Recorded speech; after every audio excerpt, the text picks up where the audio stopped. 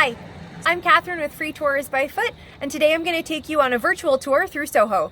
Free Tours by Foot is a walking tour company. We offer pay-what-you-wish group walking tours in cities all over the world. We also have self-guided audio tours of a lot of neighborhoods, including Soho. Have you been to Soho before? Let us know in the comments, but let's go ahead and get started. We're going to start here at Spring Street Park. We're right here at 6th Avenue and Spring Street. So right on the edge of Soho, really. I'm going to come up and give you a quick look around the park. Actually had a recent renovation, so it looks very nice. But it's pretty difficult to picture nowadays that originally all of this area you see would have been forests and marshes and meadows. There was a stream running through here. Ultimately, a lot of what became Soho was cultivated as farmland. This spot was no exception. This became a 26-acre estate called Richmond Hill, originally built in 1760 by Abraham Mortimer. Eventually, Richmond Hill was used by George Washington as his headquarters very briefly in 1776. It was also used as the home of the vice president when New York was the capital of the United States. John Adams lived here. And then after John Adams, Aaron Burr lived here at Richmond Hill. Aaron Burr was the third vice president of the United States. He served under Thomas Jefferson. For a long time, though, Aaron Burr was less known as being the third vice president of the United States and better known as the guy who killed Alexander Hamilton, the first Secretary of the U.S. Treasury, in a duel. The story of the duel between Hamilton and Burr has become much, much better known in recent years, and that's largely because of the Broadway musical Hamilton. When the musical came out, because of its popularity, a lot of these early U.S. political figures like Hamilton and Burr became kind of pop culture icons, and people started to know a lot more about their story. But actually, at the time that this duel between them occurred in 1804, Aaron Burr was living there at Richmond Hill, right where we started. But dueling was illegal at the time. Clearly they were ignoring that, but dueling was actually illegal. And so fearing legal repercussions from the duel, he sold Richmond Hill and he ended up fleeing New York City. So we're walking east down Spring Street right now. It's called Spring Street because this was a freshwater spring. We're going to look right across the street. This place with the little yellow awning is called Dominique Ansel Bakery. In 2013, all of a sudden the lines for this place were down the block, and it's because they were making cronuts, a croissant donut hybrid that became the must-try treat in New York City. So across the street from Dominique Ansel Bakery, here on this side of Spring, we have number 188 and 190 Spring Street. This is two separate homes. They were built in 1899. A lot has been altered since they were built, but they have some of the original features, including the gable roof, some of the original Flemish Bond brickwork. The height of the buildings is still the same. So it's fortunate that these have managed to stay intact at least somewhat through the years, because you can see the next lot over, which was the site of 186 Spring Street, is now vacant. That home was originally built in 1824. A lot of different people lived at number 186 Spring Street, but in 2000, the home was purchased by Adam Horovitz, who is a member of the band The Beastie Boys. He sold it 2 years later. Unfortunately, the next owner decided to demolish the building despite local protests to landmark the building. It was demolished in 2012. Across the street is the Vesuvio Playground. There was a well-known local bakery, the Vesuvio Bakery, and its owner was Anthony DiPolito. He was very active on the community board, and he ensured that this playground got the funding it needed, got the upgrades it needed. So in the late 1990s, the playground was named Vesuvio Playground in honor of him. Just opposite Vesuvio Playground, you see Ben's Pizza. So we're here now at the corner of Spring Street and Sullivan Street. Ben's opened in 1977, and it is a great place to get a slice. If you are a movie and TV fan, though, you might recognize it. It was featured really heavily in Men in Black 2 with Will Smith and Tommy Lee Jones. It was also used in an episode of Sex and the City. So from here, we're going to turn and we're going to walk north up Sullivan Street, making our way up towards Houston. We'll do a little history as we walk. Soho has actually seen a lot of different eras of history, and we'll talk about a lot of them as we get further into the neighborhood and I'm able to show you some specific things. We're going to start on right here with just some of the very early history of Soho. But before we get into that, I guess a good thing to start with is where the name Soho actually comes from. Soho stands for South of Houston Street. This acronym came during the 1960s. There was a report by the city planning commissioner, and it was called the South Houston Industrial Area. So that's where Soho comes from. But like I said at the beginning of our walk, all of this area originally would have been forests and marshland inhabited by Native American tribes. In the 1600s, Manhattan was colonized first by the Dutch and then by the British. It was during the British colonial period that you started to see a lot of this turned into farmland and these large homes being built. But after 1811, city planning started to drive people further north. A lot of wealthy families moved out of this area, and these blocks were built up by middle-class families who built row houses here, similar to the ones we just saw on Spring Street. So here we are now at Houston Street. Houston Street is considered the north boundary of modern-day Soho. We are going to be heading over one block so we can check out the Shrine Church of St. Anthony of Padua.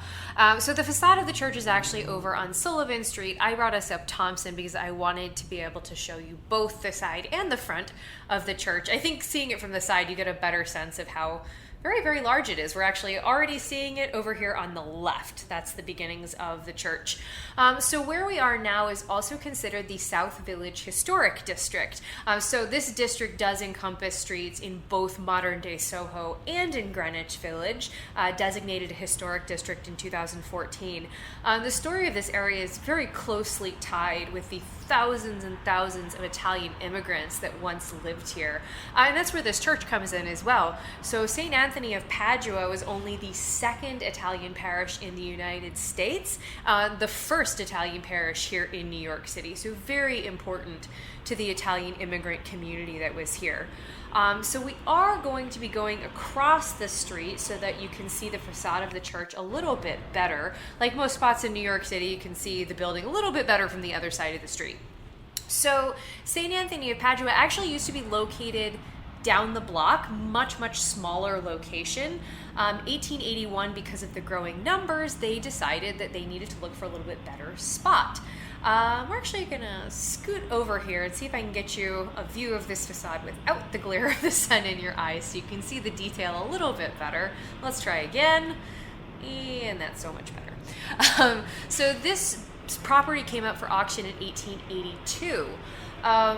In what some people call the miracle of St. Anthony of Padua, only one bidder showed up to bid on this property, and that was Father DeAngelis. That was the pastor of St. Anthony of Padua. So being the sole bidder, they were actually able to get this property at a price that the congregation could afford. So they were able to move to this bigger, better location and build the church that you just saw there. In case you're curious what led to Father DeAngelis being the only person to show up to bid, the day bidding opened on the property, there was a snowstorm. So that certainly helps keep other bidders away. Whether you think that was just pure dumb luck or divine intervention, I'm going to leave that up to you. So while we are walking down to our next location, though, I do want to get back to just a little bit more of the history of the neighborhood. I mean, where we left off, we were still talking about farmland and then becoming a slightly more residential area, but that's still a pretty far cry from what you would see in Soho today. So this was largely residential until really the mid-1800s. But by the 1850s, some parts of the neighborhood, at least, had become a little bit more commercial. Broadway, in particular, had become sort of a bustling commercial district. There were a lot of high-end stores like Howitt and Company, which we'll see a little bit later on when we're on Broadway, the original Tiffany and Company, which we'll also see.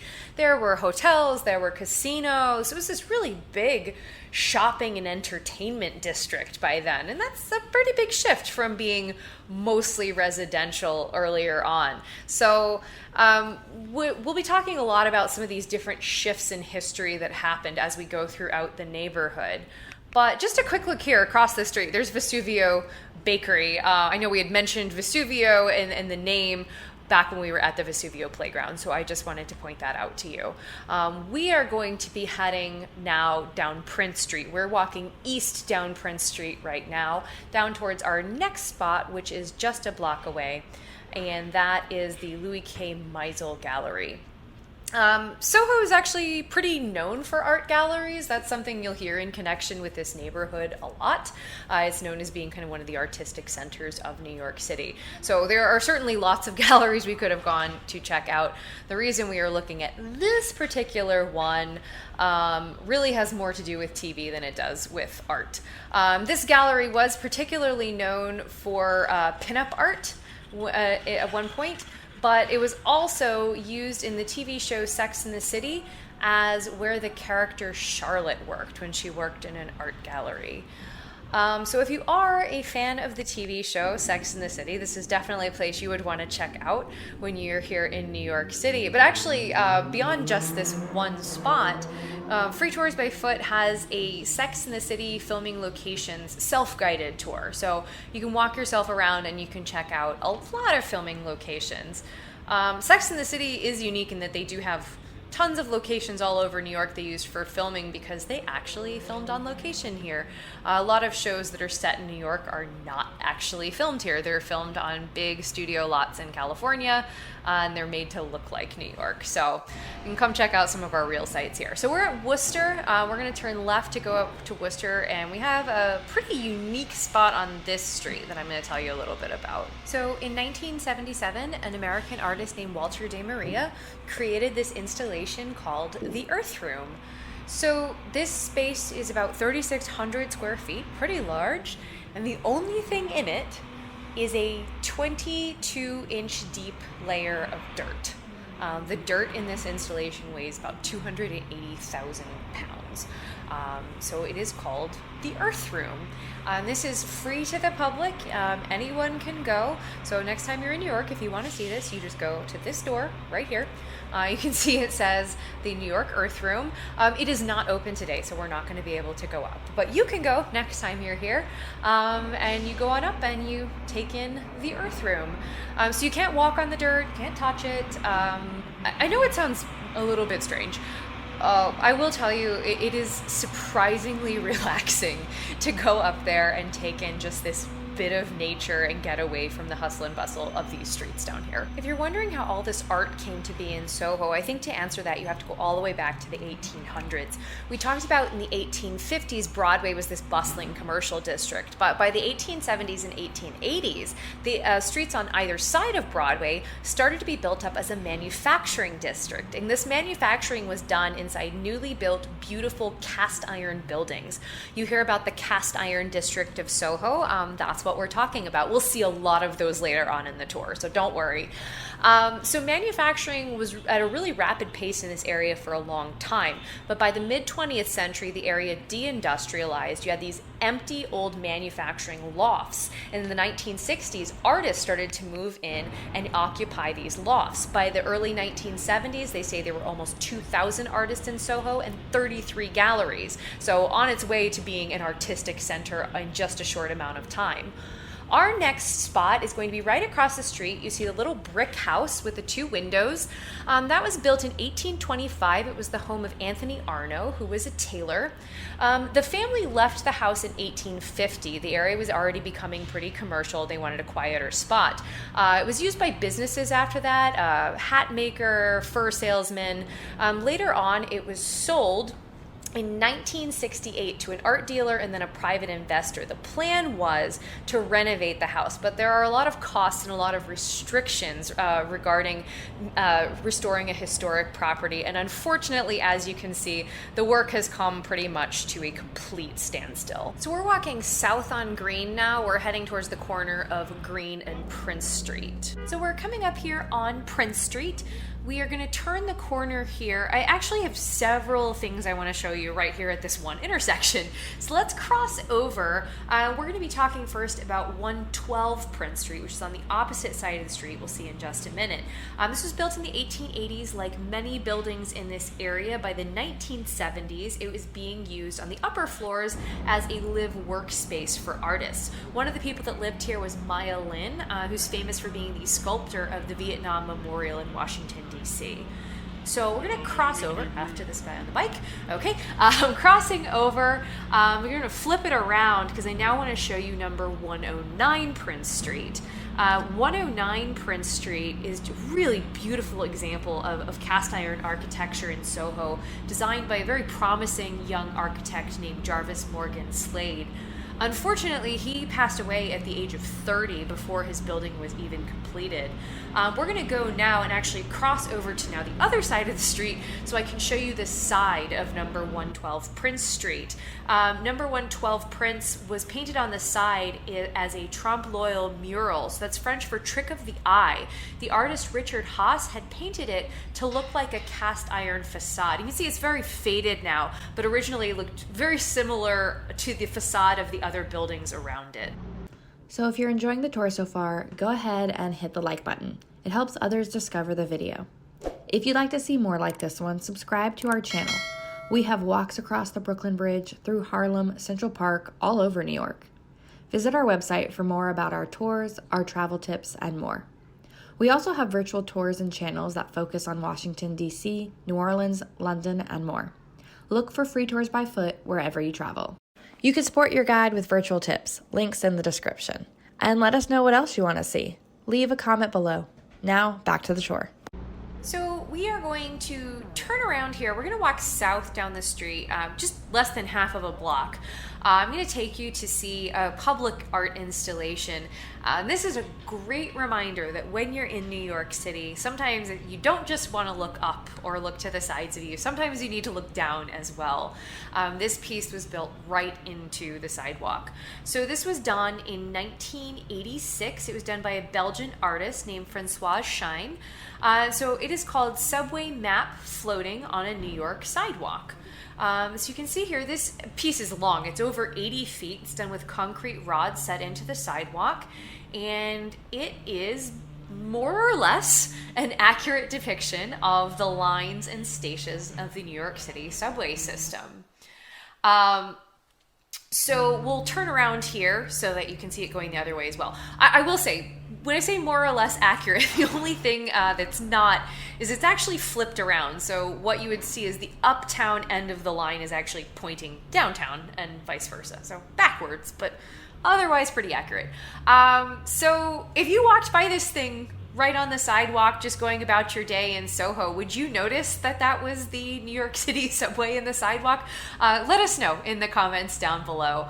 We're going to be heading back up to Prince Street. We'll be turning to the right at the corner so we can walk east down Prince just a little bit. But at the corner, I'm going to pause and show you this post office building. You'll see right across the street, United States Post Office, and it says Station A. So it's not a post office anymore. Today it is an Apple store. That's what those people are doing, standing outside, waiting to get into the Apple store. So the reason I'm pointing it out to you is not because this is a historic Apple store or anything like that. This is a great spot if you're in Soho to charge your phone. They have restrooms. You can get a drink of water if you need to. Sometimes that's kind of tough to find. So we're going to be, again, looking across the street. I'm going to show you 102 Prince Street. So this building that you see here was used in the 1990 film Ghost, starring Demi Moore, Patrick Swayze, and Whoopi Goldberg. It's just a great example of how the neighborhood has changed. In 2015, an apartment was listed in that building, and it was $10.5 million. Just for a frame of reference, Demi Moore was paid $350,000 for her role in the film. So definitely a little bit of a shift. So right across the street, you can see Finelli Cafe. The spot where that cafe is can be traced back to being farmland in the very early days of Soho in the 1600s. So the Finellis didn't arrive here on Prince Street until 1920. They bought a building that had been a saloon called the Prince Cafe. and they renamed it Finelli for their family. And during Prohibition, they operated as a speakeasy or an illegal bar. So we're here at Broadway. We're actually going to cross to the other side of Broadway so that we can spin it around and check out the Singer Building. So this was built in 1904. The architect was named Ernest Flagg. He was a very prominent architect in New York City at the time. So you can actually find examples of his work all over the place. So this was done in the Beaux-Arts style, really beautiful detailing with cast iron and terracotta. It's 12 stories. This was built for the Singer Sewing Machine Company. The Singer Sewing Machine Company was growing really quickly in that time period.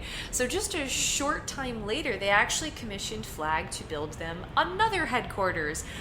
This time their headquarters was going to be located down in the financial district. It was 41 stories instead of 12, and that was the new Singer Building. Actually, from 1908 to 1909, so pretty briefly, it was the tallest building in the world. Unfortunately, that Singer Building was torn down in 1986. It is considered really one of the lost treasures of New York as far as buildings go. But when there were two Singer buildings, the one downtown was obviously larger. So the one here in Soho was referred to as the Little Singer Building. So we are walking south down Broadway now. We're going to be making our way down to 550 Broadway so that we can check out what was once Tiffany and Company. I know people think of Tiffany and Company and they think of Fifth Avenue, but like many things in New York City, originally they were located much further downtown. Charles Tiffany was originally in business with a partner named Young, but in the 1850s he bought out his partner, became Tiffany and Company. They moved here to 550 Broadway. This was a very upscale shopping neighborhood at the time, so he had a lot of clientele in this area. The store then moved first to Union Square and then of course to Fifth Avenue, which is definitely the store that people think of today. So up ahead you see a really unique crook-shaped lamppost. This lamppost is called the Bishop's Crook. We'll take a little bit better look here. So in 1900, the city of New York started replacing the gas street lamps with electric street lamps. This was a lengthy process. It went on until the early 1930s. By the 1930s, there were 76 different styles of street lamps in New York City. Over time, of course, most of them were replaced with what we would consider the modern-looking street lamps. Definitely more energy efficient, but to my mind, quite a bit more boring looking as well. In some areas that are historic districts, they will replicate some of the older style lampposts just to give it a little bit more character. But the one you just saw, the Bishop's Crook, is not a replica. That is actually an original. It is from 1936 and it is a protected landmark. So we're going to cross over Broadway. We're just going to head back over one block. So one block off Broadway, now we're at Green Street. We're gonna cross over and then actually cross the street again so that we'll be on the right side of the street to get a view of the building we're going to check out. The building that we are going to see was originally for a dry goods company. It was designed by a man named Isaac F. Duckworth. He was considered really one of the masters of these cast iron architecture. And this particular building was so beautiful and such a great example of the French Renaissance style that it came to be referred to as the King of Green Street. You can see the detailing on the buildings, this really three-dimensional detail that he managed to get. Duckworth had a lot of other buildings in this area, some in Tribeca as well, but one right here on this block, 2830 Green Street, is referred to as the Queen of Green Street. So we have both the King and the Queen here on Green. So we're going to be heading back up the block. We're going to go to Spring Street and we're going to take a left to head over one block just to Worcester Street. But if you really look at modern day Soho, so we have this very trendy neighborhood. You have a lot of high-end stores. You have these condo apartments and co-op apartments that sell for millions and millions of dollars. So that's a big shift from when this area was largely industrial. And you can argue that that shift really started to happen right here on Worcester Street, where we are now. And really with one building, some say, 80 Worcester Street, that we're about to go check out. So in the 1960s, a lot of these former industrial lofts in Soho had become occupied by artists. This building here at 80 Worcester had been used by a paper company until 1967. An artist named George McCunis founded something that he called the Fluxus Group with Yoko Ono and other artists. And he envisioned that Soho would become filled with artists that would communally purchase buildings. One floor of a building would go for just $8,000. So this building here became known as the Flux House Cooperative 2. And so this communal spirit really brought a lot of artists into this area and started to see this massive shift into the Soho that we see today. Of course, that communal spirit eventually dissipated, and instead of entire floors going for $8,000, now you can spend millions and millions of dollars on an apartment here in this area. So we're down at Broome Street now, just a block south of where we were. We're going to be walking down to the next corner, but here on Broome Street, when we talk about the cast iron architecture of Soho, this is such a great stretch to see it. All of these buildings we're seeing on all sides of us, these are all cast iron buildings. So the way that these would be done is the cast iron facade was just a decorative piece that was fitted over the front of a brick building. So the cast iron really wasn't structurally used, it was just meant to be decorative. And there's an absolutely beautiful example of a cast iron building up on this corner, so we're gonna stop and check it out. The building we're going to look at is a 6-story cast iron building. It was designed by Griffith Thomas. It was a warehouse for a fur dealer named William H. Gunther. You can actually see Gunther building if you look really, really closely. It's just a gorgeous example of cast iron architecture. It's one of my favorite buildings in this whole neighborhood. So I want to take you down the block here so we can check out a really unique building here on Broome Street. In 1894, a developer named John T. Williams financed this. He designed the building, and he actually also served as his own contractor. So a little bit of a Renaissance man. So the building that I am talking about is this one that you see up ahead. It's the tall, narrow building. So really beautiful ornamental finishes. The look of the building, how tall and narrow, but also how decorative it was. Let's get around this truck so we can see a little bit better. The look of the building led to it being called the Slice of Wedding Cake Building. I can kind of see it. I don't know. Do you think it looks like wedding cake? Let us know in the comments. So when this building opened up, it started to be used by a lot of silk merchants. That was the primary tenants that were moving in. And so this became known as the Silk Exchange Building. Now, over time, the silk industry moved out of the neighborhood. In 1985, the building was converted into 25 residential units. The building across the street with the clock on it is called the Howitt Building. It was built in 1857. It was the home of the Howitt Emporium. They made fine china, porcelain, chandeliers. They were very famous, actually. Mary Todd Lincoln, Abraham Lincoln's wife, ordered some custom pieces for the White House from Howitt's. They were also known for having the world's first hydraulic passenger elevator, and this was designed by a man named Elisha Otis. You could actually find Otis elevators in a lot of buildings all over the world, like the Eiffel Tower, the Empire State Building, in the original World Trade Center building. So to this day, next time you walk into an elevator, take a look around. You might be able to find the name Otis inside that elevator. A good place to look for it is right at the threshold, so where the doors open and close. That's usually a place you can spot the name Otis if you are indeed in an Otis elevator. So we are going to walk a little further down Broome Street. We're heading east right now. A former famous resident of Broome Street was the actor Heath Ledger. Heath Ledger was in many, many films, but probably most famous for The Dark Knight or for Brokeback Mountain. So he lived in a building here on Broome Street that I'm going to show you in just a minute. Sadly, he died at the age of just 28 from an accidental prescription drug overdose. But within hours of the announcement of his death, mourners started gathering outside of his apartment building and leaving flowers. So this is the building that he lived in. Actually, a really lovely building. Same designer, same architect as the Gunther building that we just saw a few minutes ago, Griffith Thomas. Maybe see a little bit of similarities in it. So when Heath Ledger was living in the building, he was paying $23,000 a month in rent, which I know sounds absolutely crazy. The building was sold in 2010, became private condos. So now the condos in this building range anywhere from 3.9 million to 20 million. So continuing down Broome, starting to see a little more street art, some large scale murals, some smaller graffiti art pieces. Definitely next time you're in the city, check out one of Free Tours by Foot's graffiti and street art tours. They're very cool. We're heading over to Center to check out the former police headquarters building.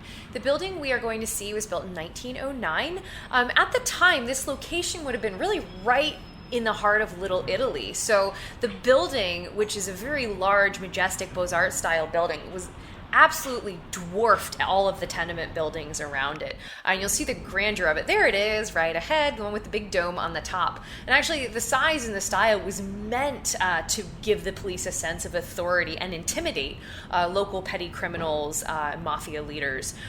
They say that during Prohibition, some police officers dug a tunnel that led from Center Street to the nearby O'Neill's Tavern so that they could go and get an illegal drink. In the 1970s, the New York City Police Department moved from this building down to One Police Plaza in Lower Manhattan. That's where they are to this day. And this building sat empty for 10 years. There was a lot of discussion over what to do with it, museum, hotel. Ultimately, a developer in the 1980s convinced the city to turn it into private condominiums, which is what it is to this day. When it opened in 1988, very popular, had some supermodel residents, including Cindy Crawford, Linda Evangelista, and Christy Turlington. Some of the apartments had very large vaulted ceilings. One of them was particularly high because it used to be a basketball court for the police officers. But a beautiful building right here at the end of our tour. Thanks so much for joining me today. What was your favorite thing that we saw together today in Soho? Let us know in the comments. Do me a favor, and if you have any friends or family that are coming to New York anytime soon, please share this video with them. We would love for them to see Soho as well. Thanks so much for joining me, and we'll see you next time. Bye.